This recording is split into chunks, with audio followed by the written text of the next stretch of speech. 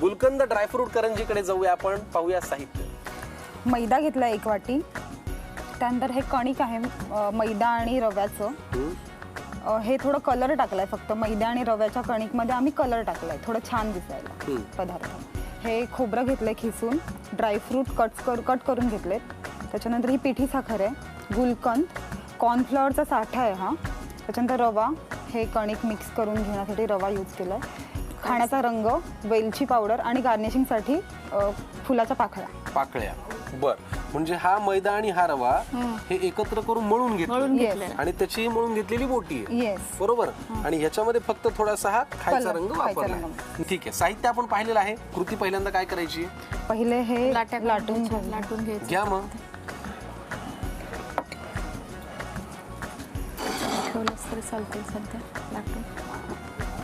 वा, बस नाही थांबा, थोडीशी मोठी करतो. नाही पण हे होईल, ते पातळ होईल. सासूबाईंचे इन्स्ट्रक्शन्स चालू आहेत आणि सुनबाईंचं काम चालू आहे. बरं, हे लाटता लाटता गप्पा मारू शकतो ना? Yes sure. बरं, आपण तिकडे तेल गरम करत ठेवलंय ना? साजूक तूप. अच्छा, साजूक तूप आहे होय. हो. बरं, 2 आपण लाटून घेतले. आता पुढे ही पण लाटायचे. दोन्ही लाटून. तू जरा सांग ना तुझ्या पॉइंट ऑफ व्ह्यू तुझ्या लग्नाची गोष्ट. आमचं नेटिव्ह ऑल्सो ही झाली बाग. बर. हां, आणि आमचं एकमेकांपासूनचं घर हे 5 मिनिटाच्या डिस्टन्सवरच आहे एकमेकांपासून.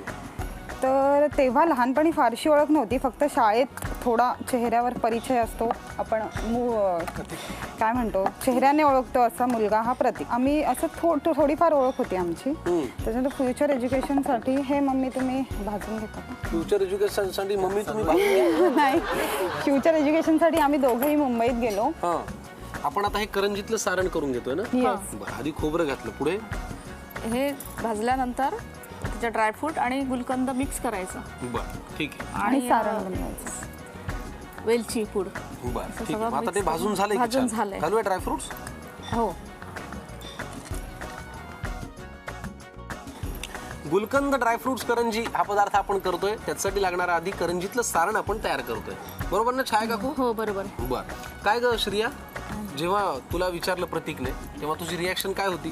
त्यानेच विचारलं तुला का तू विचारलं? विचारलं असं विचारणं नाही झालं. आम्ही दोघं म्हणजे टाइम स्पेंड करायचो असं कॉलेज आणि जॉबच्या मध्ये टाइम असायचा तेव्हा.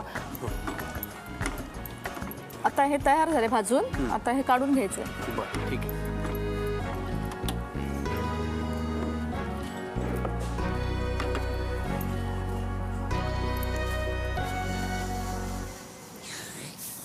करंजीच्या आतलं सारण आपलं भाजून झालं. येस. आता एका बाउल मध्ये हे काढून घ्यायचं. गुलकंद, त्याच्यामध्ये गुलकंद ऍड करायचा. वा.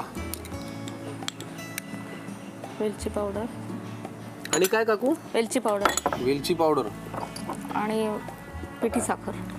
बर.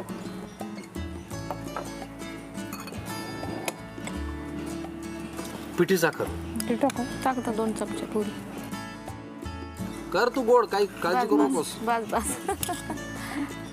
घरी सगळे गोड खातात ना पोटभर? हो. सुनबाई हे मिक्स करेपर्यंत करता करता जरा गप्पा मारूया. हातानेच करते छान. हो कर की. वा वा. काय हो छायाताई, 7-8 महिने झाले लग्नाला. मग तुम्ही कधी म्हणाला नाही आज तू स्वयंपाक कर? हो म्हणता. शिकवता स्वयंपाक? हो. कुठपर्यंत आली मजल? सध्या डबा बनवून देते सकाळी. अच्छा, कोणाला? प्रतीकला. आम्ही असं ऐकलंय की पहिल्यांदा भात केला त्याचा इतिहासच झाला. सगळ्या खबर आम्ही मुंबईहून काढून अलिबागला आलो. काय ग श्रिया, काय झालं होतं भात? पहिला रसोडा. आणि तो पूर्णपणे करप्या. छायाताई तुम्ही त्याच्याकडे लक्ष द्या आणि भात चांगला करून घ्या. तूप आपण तापत ठेवलेलं आहे. आता काय करूया? साठा लावून करंजी पारी करायची. बरं, घ्या.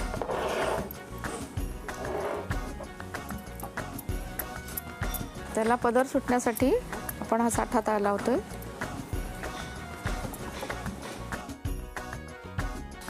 खेळीमेळीच्या वातावरणात साठा लावणं चालू आहे.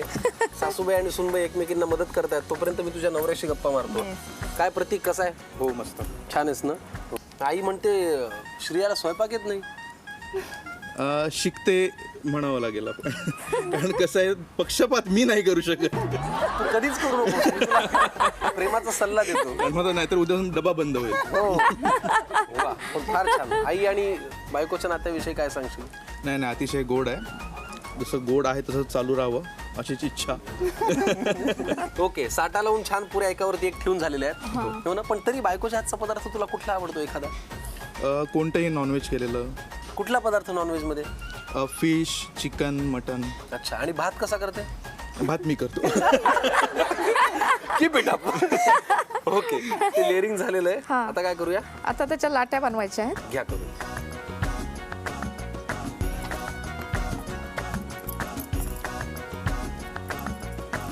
सुरी द्या, सुरी.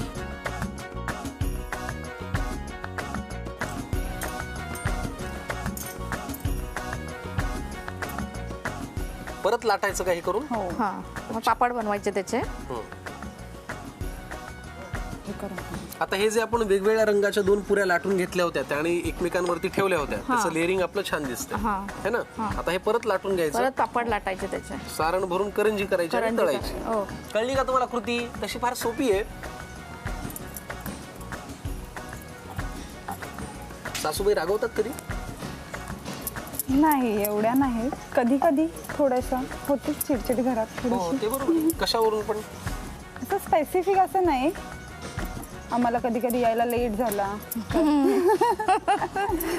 आणि त्या बिचारा फोन करत असतात आम्हाला 8 वाजल्यापासून आणि आम्ही घरी पोहोचतो रात्री 12 वाजता. चला, पुऱ्या लाटून झालेल्या आहेत, त्यात पटकन सारण भरूया आणि करंजी तळून घेऊया.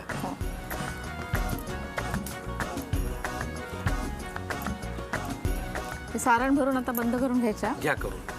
पाणी लागलं. बोलले ना.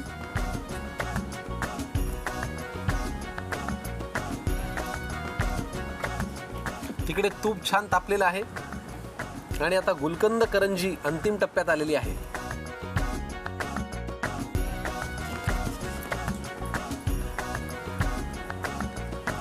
आता ह्या कापून घ्यायच्या. घ्या कापून.